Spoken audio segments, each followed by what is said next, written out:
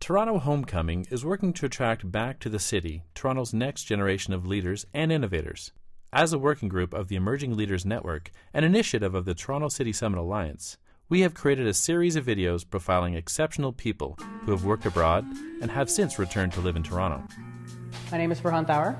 I was born in Toronto and lived here until I was 19, and then I went to the University of Waterloo.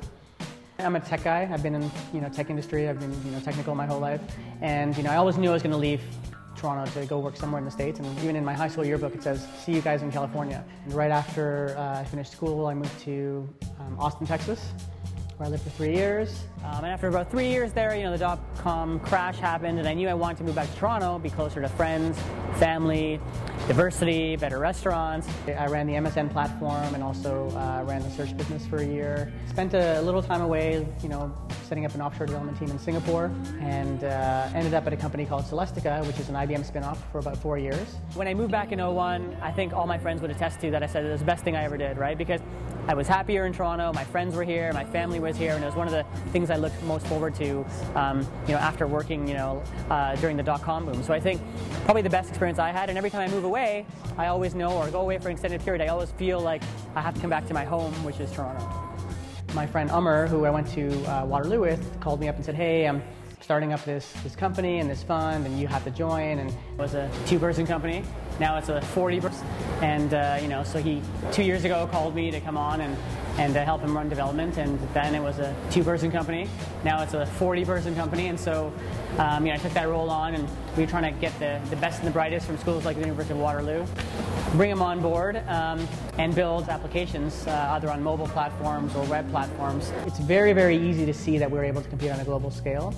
University of Waterloo is known as one of the great schools in the world for computer science and for software development in general. What I've noticed over the last, I would say, 10 years is the risk tolerance for individuals has gone up. So people are taking more risks, they're starting companies, they are joining companies in the early stages. I joined a company that my friend started.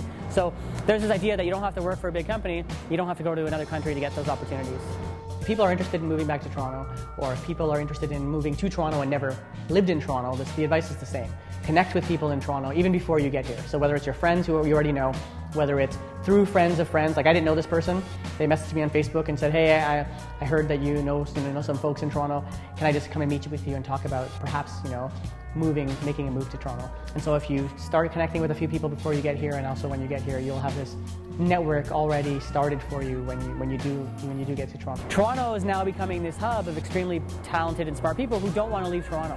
They want to stay close to their family, they want the diversity of the city provides, they want the great restaurants. And I think it's places like these that people go, wow, you really are able to get everything in life. You're able to live in Toronto, a great place, quality of life, and find a great place to work with smart people and make an impact on a world scale. For more information, please visit www.torontohomecoming.ca.